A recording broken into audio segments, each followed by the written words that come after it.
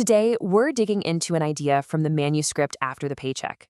And it suggests that the biggest change happening right now, well, it isn't just about AI and jobs. It's about the entire system that connects our work to our lives and how that system is fundamentally starting to shift. Whenever we talk about AI, the conversation almost always lands on jobs. Are we losing them? Gaining new ones? But according to this analysis, that's kind of missing the forest for the trees. The real story is so much bigger. It's about the very engine of our economy, that deep connection between work, wages, and our way of life, and how that engine is being completely rewired. So let's jump right in with that first big idea. What is actually changing at this deep structural level? What makes this tech shift so different from all the ones that came before it? For what really feels like the first time in modern history, we're seeing technology that lets our economic output, all the stuff we make and the services we provide, grow and grow significantly without needing more people to do the work. Imagine a graph where the line for output is shooting up, but the line for human labor is staying flat. That's new. And the reason for this is something the manuscript calls cognitive work compression. Just think about all the thinking jobs, analyzing data, coordinating big projects, writing reports.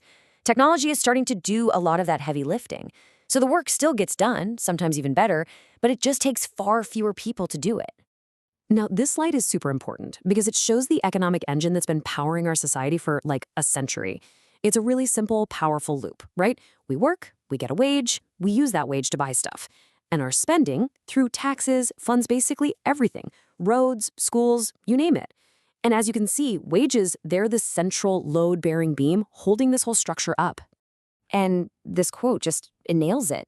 Our entire modern system, everything from Social Security to the local fire department, isn't funded directly by how productive the economy is. No, it's funded by taxes on wages. That's the link. That's the whole ballgame. And here is the tension. That fundamental link is starting to fray. Technology is letting economic output just soar, but wages for a whole lot of people, they're just not keeping up. And when that connection weakens, the entire system starts to wobble. It's put under a kind of strain it was never designed to handle. So let's trace that strain. Let's look at the first dominoes to fall.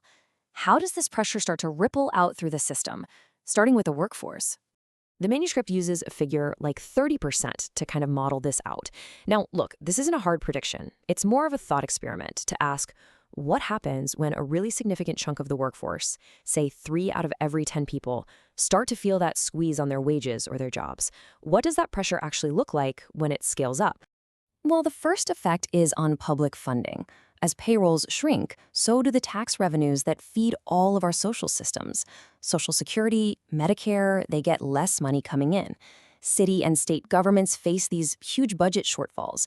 And the first thing that happens isn't a big announcement. It's the quiet cuts. The library closes a little earlier, or the potholes on your street just don't get fixed. And what's really fascinating is that long before any government committee can come up with a new policy, this pressure starts to change our behavior at the most basic level, right inside our own homes. When we feel economic uncertainty, we all instinctively get more defensive with our money. It's human nature. We start saving more. We only spend on the absolute necessities, things like going out to dinner or taking a vacation. They become the first things to go. And taking on new debt, a car loan, a mortgage, suddenly, that feels like a massive risk. At the exact same time, another really critical pathway in our economy starts to get weaker. I'm talking about those entry-level jobs, the ones where you learn the ropes, where you build the skills and expertise for the future. A lot of those are the very roles that are starting to vanish. And as this quote says, this just feels different from past disruptions. This isn't just about some jobs going away and new ones popping up. It feels like the ladder itself, the actual path for advancement, is thinning out. The rungs that people used to climb to get experience and move up, they're being automated away. Now, it is absolutely critical to understand that this pressure doesn't affect everyone the same way. Not even close. It starts to create this great divergence in who wins and who loses, splitting society right down a new fault line. So this new economic divide starts to emerge. On one side, you have people whose income comes from selling their time for a wage, and their economic leverage is actually shrinking.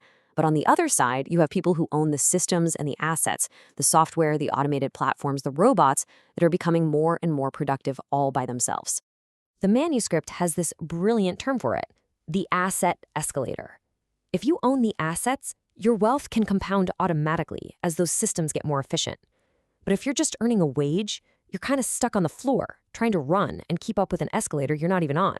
A profound economic shift like this, it never just stays in your bank account.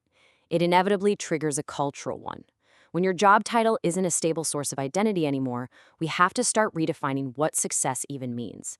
All of a sudden, stability and adaptability, they become way more valuable status symbols than having a corner office. And of course, as our economic and cultural priorities change, the physical world we inhabit, our homes, our cities, our communities, that starts to change too. In this new world, a heavy, fixed-cost lifestyle, having a big mortgage in a really expensive city, that starts to look a lot more like a risk.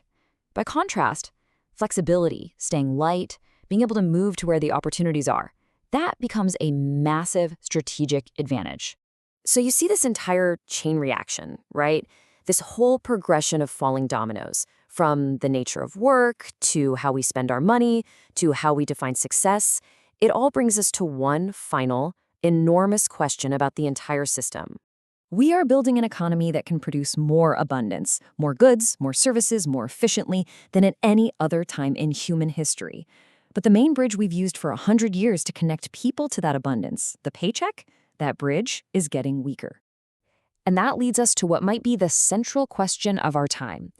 If the paycheck is no longer the main bridge connecting people to all the economic value being created, then what replaces it? What does the bridge of the future even look like?